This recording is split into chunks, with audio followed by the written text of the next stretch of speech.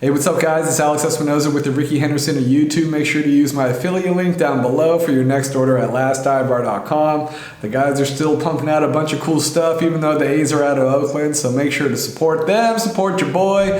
Alright, let's jump into it. There's a lot of stuff to break down. Probably going to be another really long rookie report as it goes these days. But alright, so last week the A's officially announced that they have dropped Oakland from their name, and they will just be known as the Athletics on first reference and the A's on second reference. And they will not be really acknowledging Sacramento here. So we knew this was coming, but it's still sad to see it happen. We will never see Oakland across the chest of a jersey again in MLB probably.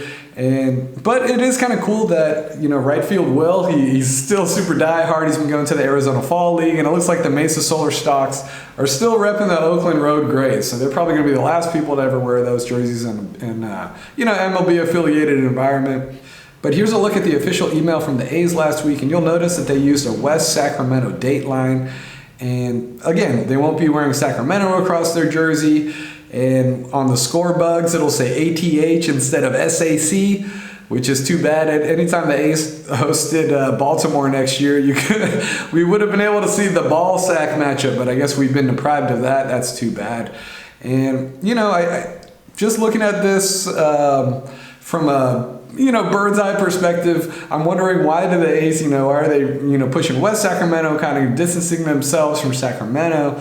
It's kind of weird. You would think they would really go gung-ho and try to get, have Sacramento merch. Like, dude, I'm sure people up there, if there was Sacramento A's merch, MLB stuff, they would definitely buy it. So it's kind of weird, but, I think that the A's are making this distinction because West Sacramento Mayor Martha Guerrero, who recently just won re-election, or last I checked, she was, on the verge of, they're still counting votes from last week, but she's basically going to get reelected as the mayor of West Sacramento. Recently, she went on the radio and she's been really gung-ho about trying to get the A's to West Sacramento permanently. So this is some recent comments that she made. West Sacramento Mayor Martha Guerrero told KFBK, though, that the new stadium and its talks have already begun. We can build a 40 to 50,000 seat stadium along the river. Yes, we can. We've looked at it and we know it's possible. What areas are you looking at? Well, that I think we need to work with the landowners and how they like to shape it. It's not something we come up with a plan, a design. They come up with the designs and then we help them navigate that with the existing land they have. And they own a lot of property up there. And so, I think that taking a look at working together with them, it's not something we come up with separately. So it's also worth noting that when Fisher, came to Sutter Health Park earlier this year, he made sure to name drop Guerrero, mention West Sacramento. So I think they're maybe doing some posturing here. So, West Sacramento is almost 10 times smaller than Sacramento. I think West Sacramento has 56,000 people right now. And that's grown exponentially over the past 25 years. They only had about 30,000 people in 2000, I believe. So it's growing really fast, but still, another distinction is that they're in Yolo County, which is a lot smaller as well. Yolo County has about 220,000 people. Sacramento County has about 1.6 million people. I'm just thinking, that's way less money with less people, less taxpayers, that's less public money. So I don't know how much West Sacramento, if this is just wishful thinking, or how much money they could actually throw at this thing to keep the A's there permanently. But that's what I'm thinking the A's are kind of giving West Sacramento a shout out for. So while Guerrero won her election, Kevin McCarty, it looks like he's going to be the Sacramento mayor last time I checked. And, he might need some greasing of the wheels. While Guerrero's been super gung-ho again, really on board with trying to get the A's there, McCarty probably might need some convincing. So a couple weeks ago, McCarty was interviewed by the Sacramento Bee, and he said, regardless of who the owner is, let me speak on a global perspective. I think there are appropriate public-private partnerships with governments, whether they're state or local sports franchises, but they need to pencil out for the community. They need to pencil out for taxpayers. I think it was widely known that I opposed the subsidy for Kings Arena downtown, but a couple years ago I came out in support of the financing structure for the MLS soccer stadium in the rail yards. So depends on the details and whether or not it's a good financial investment for the taxpayers. So again, West Sacramento really wants the A's to stay there, and Sacramento might need some convincing. And another thing too is I'm recording this on Tuesday morning, and today the Sacramento City Council is actually scheduled to vote on a term sheet that could greenlight a 31-acre development at a place called the Rail Yards, which is just north of the Golden One Center. So it's prime for development right there in Sacramento. It's just a huge plot of land that could, I think they claim it could basically double the size of downtown if they redevelop it. Just these old rail yards that are just sitting there. So the Republic FC actually just recently entered into ownership with a tribal nation called the Wilton Rancheria, which will help spur this project. And it looks like they're going to be, all in on this stadium effort there. So if that goes in, then, that takes out another spot for the A's to potentially put into Sacramento. Of course, this is, of course, they're still going to Vegas as far as we know, but just thinking if Vegas falls apart and they have the fallback plan, it's looking like it's going to be West Sacramento, not really Sacramento, because the Republic FC is probably going to take up that land there. So, again, this is kind of like a backup fallback plan in case Tropicana lot falls through. It's also kind of similar to the situation at the Rio site in Las Vegas, where the Oakview Group is potentially looking at an NBA arena there, and that might wipe out a potential backup spot for the A's if the Tropicana lot falls through. So, we'll have to keep an eye on that. But as far as Sacramento, there's been some other developments there as well. And, after a lot of, outspoken words from Scott Boras, the super agent from Sacramento, and A's player Lawrence Butler saying, it's going to suck to play on artificial turf, the league has officially decided to put in natural grass next year, which will also present some other challenges, but I think it's the right move. I think artificial turf there next year would have been absolutely brutal. People would have been complaining a lot because, it's going to be so damn hot. So natural grass, I think, is a lot better for the players. Probably a lot worse for the groundskeepers. I don't know how they're going to keep that field in tip-top playing condition for 156 games.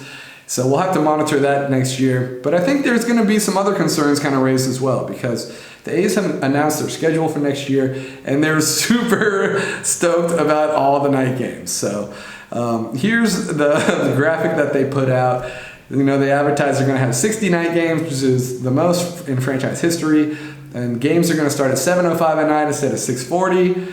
And 11 of the 21 games are going to be in April or May. So they're really selling the non-heat here. But they did actually do a really good job of minimizing day games in the summer. So they'll have 2 in June, 1 in July, and 3 in August, mostly on Sundays when they can't avoid that they have to play in day games because their Sunday night baseball, has exclusive window Sunday nights or whatever. So. But it looks like, other teams are kind of bending to the will of the A's, and they're going to make some sacrifices to make this possible. So, traditionally when teams play, they do 2 night games. It's a 3-game series or whatever they do. Say midweek series like Monday, Tuesday, Wednesday. Monday, Tuesday night they have a night game. Wednesday, getaway day, 12:30 start. So then the team, after the game, they can just fly back to their next destination or wherever they're trying to go and sleep in another city that night and be ready for the game the next day. But it's looking like for a lot of these, a lot of these situations, the visiting team is going to be kind of stuck there for 3 or 4 night games in a row. And then they have to play a night game in their city the next day, and they won't have the benefit of their rest. They'll probably be on a red eye. So, take the Twins, for example. They're going to play the A's for 4 straight games. And then instead of getting to sleep in their own beds that night, they're going to have to be taking the red eye to, back to Minnesota where they have a night game the next day. So I know these guys are millionaires. They get paid a crap ton of money to play a kids game. But still, I think it's definitely a situation that we're going to have to monitor next year. And players probably not going to be happy about that, So... they're going to have to spend an extra day in Sacramento, and during the summer probably won't be too walkable. Just going to be chilling in their hotel rooms. Again, they're millionaires getting paid a bunch of money to play a kid's game. Could be a lot worse, but just something to monitor going forward. So, and one more thing about Sacramento. About a month ago, the A's hosted a ticket seminar, and a user posted this to Reddit, taking a look at the different season ticket prices, and it looks like the cheapest season ticket will be $39 a game. For 81 games and 3 years. Again, they're looking at 3-year commitments. You're looking at about $9,500 minimum commitment buy-in just to get in for season tickets. Looking at resale prices for these tickets for opening day next year, it's probably like in the $500 neighborhood. And we'll see how that changes. It was $1,000 a month ago. Now it's $500. So, these things are super limited. They haven't opened up these tickets to the public yet. We'll see how it goes, but. You would think if you have enough money, if you have like 10 grand to spend on this 3-year commitment, and you just sell a few tickets here or there, you could probably make a chunk of your money back. So, I think, again, this is basically going to be a ballpark for rich folks. I don't think the common, normal paying person is going to have a lot of access to the stadium. It's going to be expensive to get in there, but I think that's what John Fisher wants. Less staff, more money. So, really curious to see what the home field advantage is going to be like next year over there at Sacramento. I'm sure they're going to be really stoked to support a team, but it won't be, blue collar folks. Probably be a lot of white collar folks with money and, see how much they really care about the sport if they're just there to chill and have a good time. So, Oakland Coliseum forever, baby.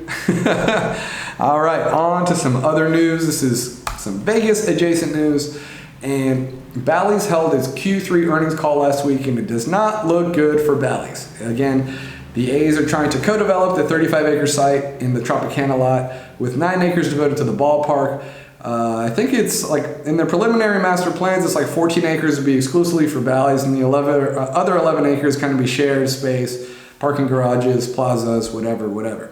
But for now, Bally's has very preliminary plans, which I reviewed in detail on why they're fake and why even Bally CEO, Sue Kim said these renderings are not real renderings.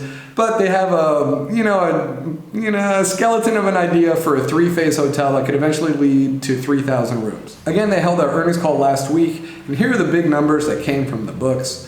They lost almost $248 million in 3 months. Does not seem good. For the year, they lost about $482 million. In total, they're about $3.65 billion in debt, and they have less than $200 million on hand, and another $90 million is restricted cash. Again, earlier this year, Bally's did a major restructuring. They merged with a hedge fund called Standard General, which is also headed by Bally CEO Sue Kim, and they also sold off 3 casino properties to GLPI. And GLPI is the landlord for the Tropicana lot as well. So they're in bed doing a lot of business with each other around the country. So I'm not a math major, but I think losing nearly $250 million in 3 months, having $3.7 billion in debt, and less than $200 million in cash on hand, not a great formula. Still, Bally's CEO Robeson Reeves sounds optimistic about Bally's getting something done. In early October, we hosted a memorable event in Las Vegas to celebrate the legacy of the Tropicana Las Vegas and mark the beginning of an exciting new chapter for this historical site. Significant planning efforts are underway, which will put Bally's in a position to begin our own development efforts concurrently with the A's Stadium construction efforts. Given our planning and preparation, our current pursuit is to have initial portions of the casino, hotel, and retail offerings ready to go once the A's begin playing in their new stadium in 2028. So I get that the whole point of these calls is to stoke optimism with investors, but I just think Bally's going to need a lot of help if they do want to bankroll this new hotel resort, integrated resort that they laid out in these plans. And it's also worth noting that they did not take any questions after this call. A lot of times there's questions after these investors' calls, and, financial insiders can ask questions and give us more context, but no, they talked for about 19-20 minutes. The operator just shut off the call. So, I think, I don't know how much a hotel is going to cost in Vegas these days. You're probably thinking about $2 or $3 billion over the life of this thing, especially if they're going to integrate a casino, food and beverage, all that stuff, day clubs, pools, all that good stuff. So, again, earlier this year, GLPI, the landlord of the Tropicana lot, they actually gave Bally's $1.2 billion to push this Chicago project through, but it sounds like we're still in wait-and-see mode if GLPI will bail out Bally's again. GLPI President Brandon Moore recently held an earnings call, and he said that they are not going to help out the A's, but they'll, see how much help Bally's needs. And then on the integrated resort side, Bally's is continuing to work with their design professionals to fine-tune what that integrated resort might look like in phase 1 and ultimately in phases 2 and 3. And that process is still underway, and we are really waiting the outcome of some of that to determine how much, if any, additional dollars were either asked to provide or, more importantly, willing to provide to support the construction of the integrated resort. Just as a reminder, the stadium is being financed all by the A's. So that's not something that we'll participate in. The land and, quite frankly, the stadium will be owned by the Stadium Authority in Las Vegas, and so that's not that part of the project we won't be involved in. Again, it's all kind of wait and see mode. I think the biggest thing, it seems like the A's, these legal documents that they need are going to get pushed through in December, but we still might be waiting on the financing plan until next spring. So we'll have to see if Fisher will be willing to throw down $100 million as stipulated by SB1 without having a firm plan from Bally's around the other remaining 26 acres. So again, all we have is these kind of fake renderings of these phases. And again, Soo Kim said, literally, quote, "These renderings are not really renderings." So I did a whole breakdown about that video if you want to check it out. But big headline here is that Bally's is still losing money in a lot of debt. And looks like they're going to need a lot of help if they want to put together something in Vegas. So up next, we're going to be talking about the Quakes. This isn't exactly A's news, but it's John Fisher news, so I'll talk about it. Last week, the Santa Clara Board of Supervisors had a public meeting about a proposed earthquake practice facility, which the Quakes are touting as a $50 million project, and it would go in at the Santa Clara County Fairgrounds on a 26-acre lot. So this term sheet has been in the works for a couple of years here, but it actually got approved 10-0 unanimously by the San Jose City Council last week, but it's met some resistance from the Santa Clara Board of Supervisors. So it's kind of a complicated deal, but I'll try to break it down as much as I can. So in essence, again, it's a 26-acre lot. The Quakes want the land for free.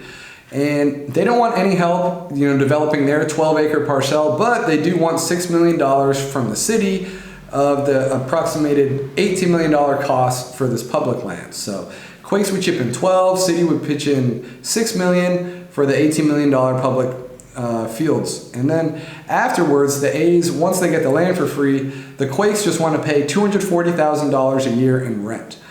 And in return, they would only provide 250 hours a year of public fields use. So again, the city council unanimously approved this, but it's met a lot of resistance here from the board. So the biggest opponent, most vocal opponent, was Supervisor Joe Simidian, who basically roasted John Fisher in the most diplomatic way possible for nearly 10 minutes during this meeting last week.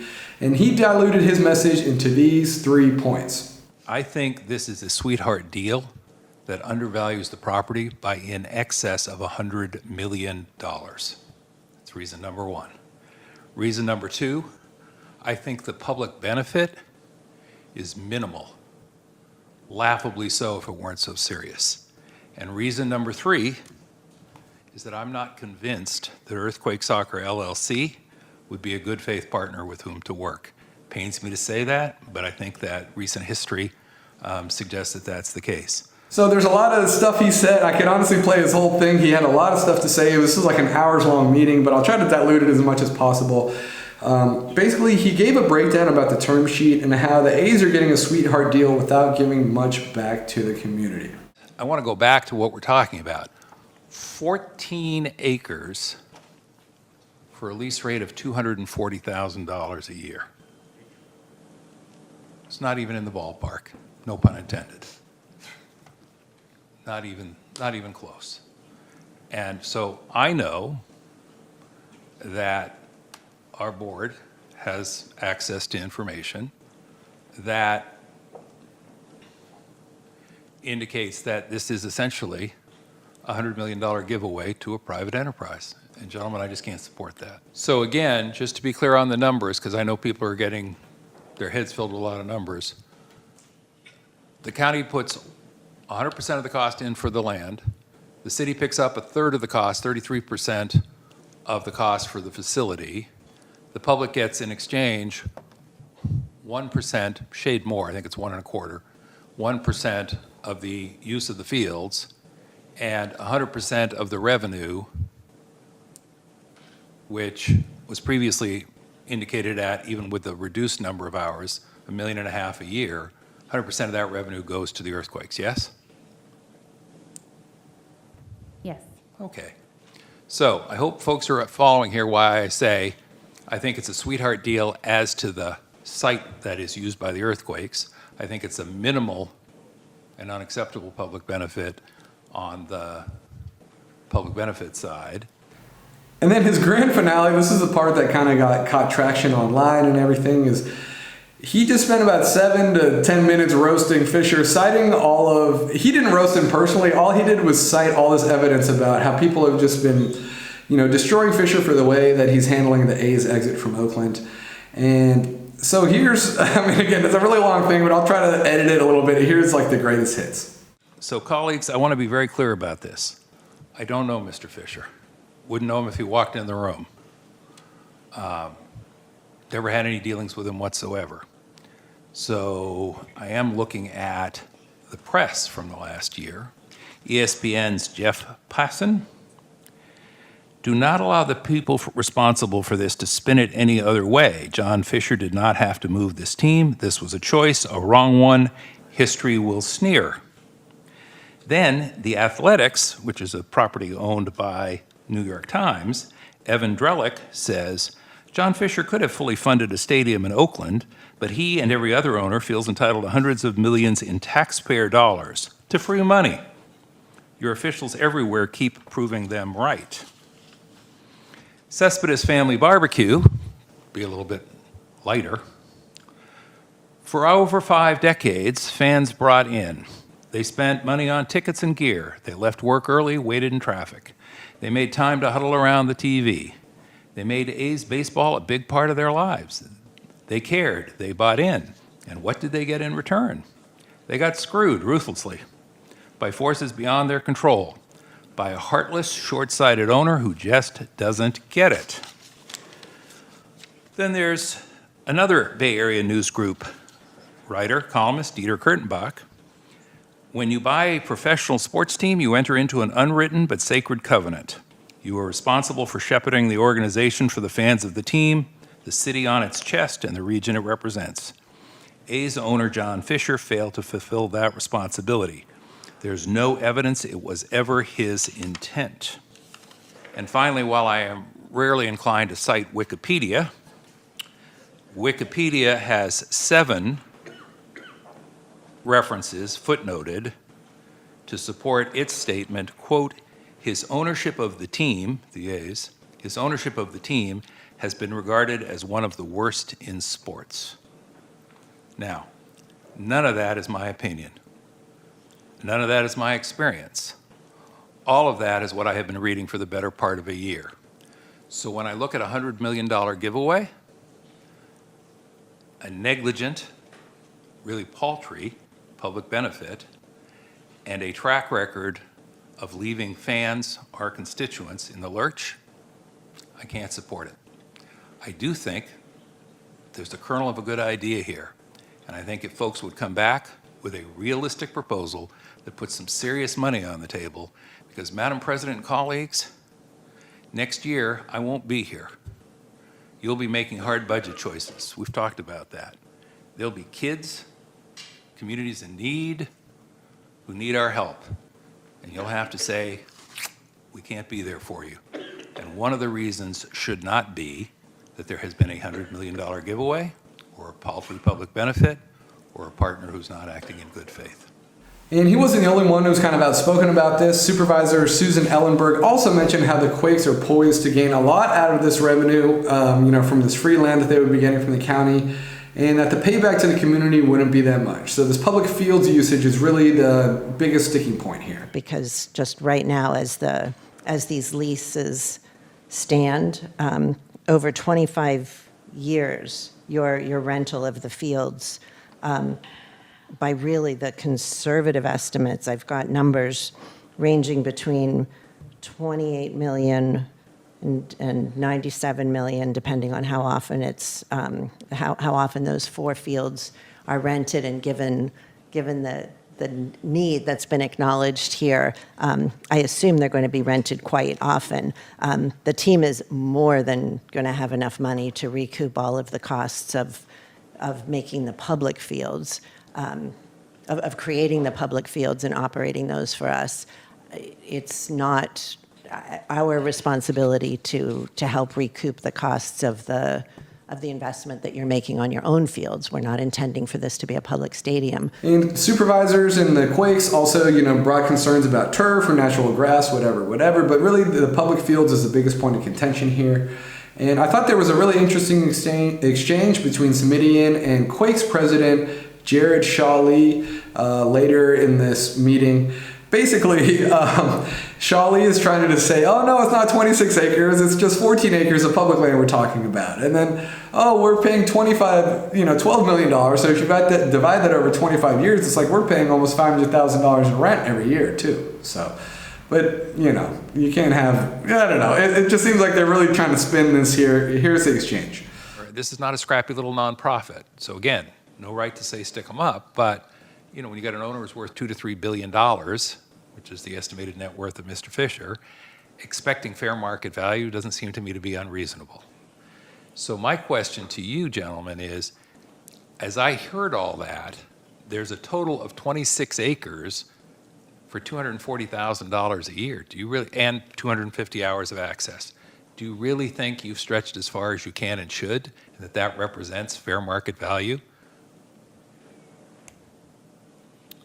So specific to our 14 acres, are we allowed, I don't want to reference appraisal. Well, it's 26 acres, and because you got the 12 plus the 14. Right. And what the county gets back for that is $240,000 and 250 hours on one of the fields. I do look at it a little different, given that 14 of the acres are for our use, and then the rest is for the public use. Those 14 acres, and I'll again reference the Bay of Sea deal that just got finished. Theirs is $300,000 per year with no community benefit. So if you take our $12 million investment in the public fields over the first 25 years of that agreement, that's almost $500,000 of additional payment per year. So and that's not even counting for the net present value of that $12 million all coming today. I do look that the rent we're paying on our piece of the training facility is actually quite a bit higher than the $240,000 just referenced in here. So I'll link to the whole video down below, and I'll also link to a really great breakdown by Brody Brazil. Brody really kind of talked about this and added some more context to this as well. One thing that's really important here that Brody talked about is that the Quakes actually already own some extra land next to PayPal Park where they currently play. So it's like in the Santa Clara County Fairgrounds are about like a 15-minute drive away. So why would they be doing this? Logistically, it doesn't make much sense. But obviously, to me, it just seems like a land grab. Who wouldn't want 26 acres of real estate in the Bay Area that's not developed yet, and that you could turn into a potential revenue stream? So it just seems like another land grab. We saw that what the A's did with the Coliseum site, where they bought it for $85 million and flipped it around for $125 million to AASEG, just a few years later. So maybe Fisher's just saying, I'll hold on to my land at PayPal Park, but also give me this free one. I think it makes a lot more sense. They should just develop their practice facility right next to their home stadium, but billionaires are going to do their thing. So, and as Semidian said, Fisher's been getting a lot of attention for his, handling of the A's, but I don't think he's getting nearly enough attention for how bad the Quakes are done. You can honestly say they had maybe like the worst season in MLS history this season. They tied an MLS record with 25 losses, which, a mark that hasn't been met since 1999. And then they also set an MLS record by allowing 78 goals. I think they broke the record by like 3 goals. So, most losses ever in a season, most goals allowed ever in a season. So they recently brought in Bruce Arena, who's basically like the Bill Belichick. He's like, the most celebrated U.S. soccer coach this century, basically, or, ever, basically. And so they're hoping he can bring it in. They brought him in as a sporting director, basically like the GM and the head coach, that they're hoping he can really turn this around. So I really feel sorry for any Quakes fans and A's fans out there. You got cursed with John Fisher as your owner for both teams.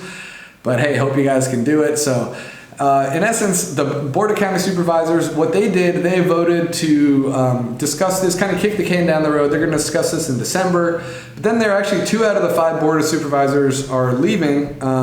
So they're going to have a couple of new bodies in there by January. So who knows? This thing might be pushed into 2025. But, they have a lot of things to figure out about the revenue streams, the future revenue streams, and artificial or grass turf, and they got some stuff to figure out here. So definitely a situation to keep an eye on going forward. All right, and now I'm going to be talking about some Oakland stuff to wrap it up. First, we're going to be talking about the Oakland budget. So Oakland politics had a big week last week as Mayor Sheng Tao and Alameda County DA Pamela Price were ousted in their respective recall elections. And according to AP, more than 60% of the voters chose yes on the recall, meaning Tao's going to be out after about 2 years. So I'm not sure what this means for Casey Pratt. He's the head of communications for the mayor's office. He's tied to Tao because she's the mayor, but technically the new mayor could keep him, I think. So hope Casey keeps his job through all this and everything, because he just got there a few months ago after leaving ABC7. So good luck to Casey, everybody's friend in A's Landia. So that election was on November 5th. Then November 6th was a deadline for AASEG to get in, to back out of the deal if they wanted to, for their purchase of the Coliseum from the city for $125 million. But they did not back out.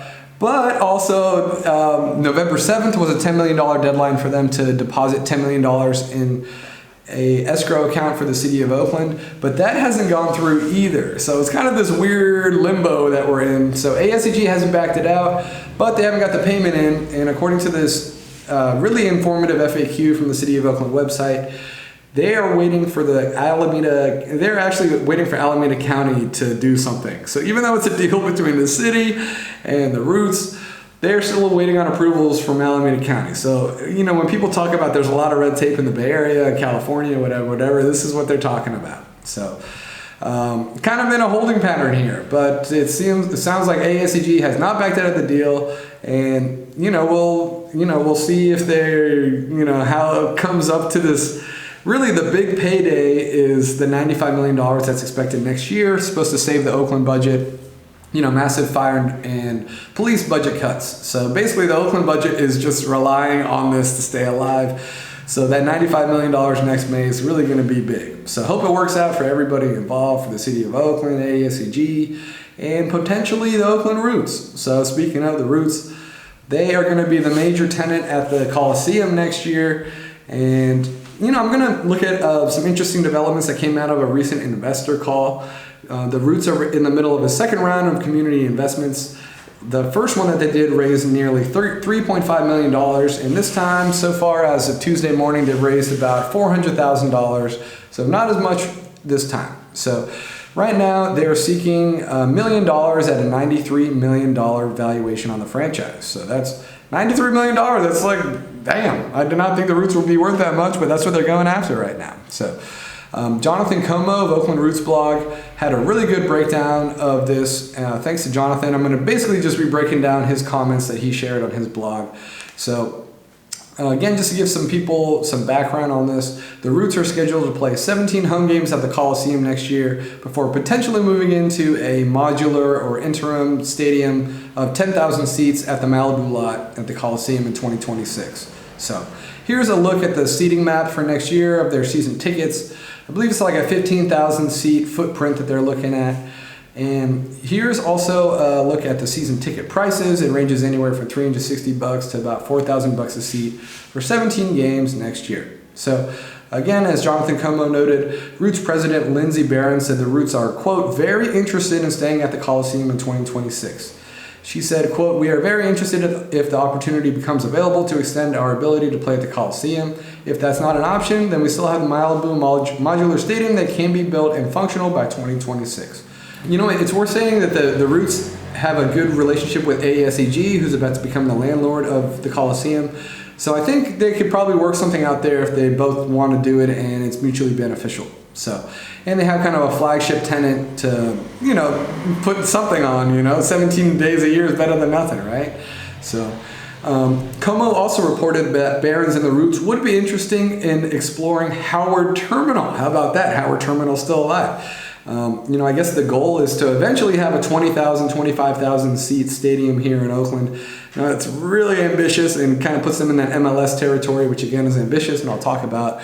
But here's what Lindsey Barron said about the potential of Howard Terminal. She said, "We are keeping all options open. We are not foreclosing any permanent stadium site and continue to examine the Howard Terminal site as well as others in Oakland." So Howard Terminal lives. That would be really cool, honestly, if the Roots could put a soccer-specific stadium there, maybe a park or something. That'd be freaking awesome. So again, with a stadium of 20 to 25,000 seats, that would put them in MLS territory. Again, this is about a decade down the road, potentially, and that we're talking about here, but the Roots have some big dreams, So again, I think this is kind of more optimism and wishful thinking, especially as the Quakes are in the market, but this is what Barron said about the MLS. She said, "If it becomes an option for MLS to put a second team in the Bay Area, we want to be a no-brainer that we are that team. We want to be the biggest brand of soccer in the world and want it to be no option if MLS decides to take that expansion step in the Bay Area. We want it to be us." So a lot of optimism here, kind of wishful thinking. I don't know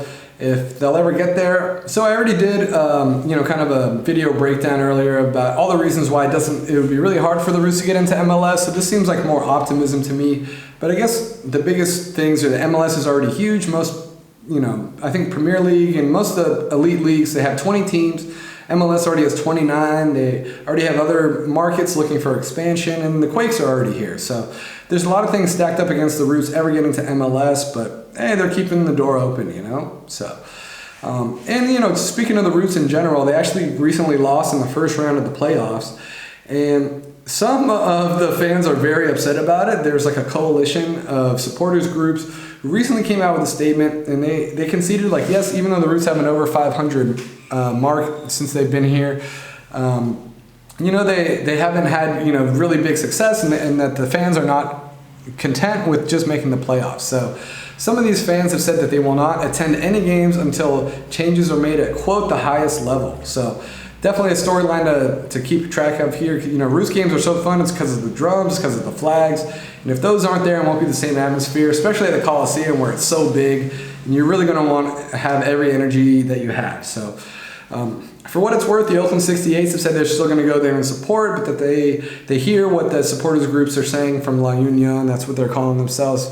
So we'll have to see how that goes, and if the Roots do any big changes. I guess they got a new head coach, but these supporter groups want something new because they've had, I think, 5 head coaches in 4 years. So there's been a lot of turnover for the Roots, and yeah, we'll see how it goes with them going forward. But all right, if you made it this far, thanks so much for listening. I'm Alex Espinoza. Make sure to use my affiliate link down below at Last Dive Bar, and yeah, we'll stay tuned.